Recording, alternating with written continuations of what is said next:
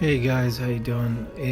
Just reporting some weird, strange apocalypse events that are happening. One is flocks of thousands of mystery birds found dead in Missouri town, and so they don't know what happened here. But on Monday, officials wanted to do research on large numbers of birds found near Skidston, and investigations are on there.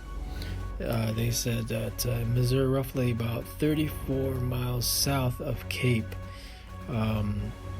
The also tornado warning sounds in Kansas and Missouri morning, so that might have something to do with it. But they said that thousands of birds, redwings, blackbirds, brownhead cowbirds, radcans, European starlings in the field near Wakeman Road. So that's some weird stuff that's happening there.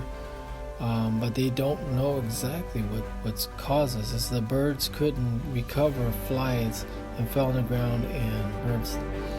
So here's more information on that. So what is going on, people? Thank you for watching. Please subscribe to us on YouTube. If you like, donate to us, visit home on the page PayPal.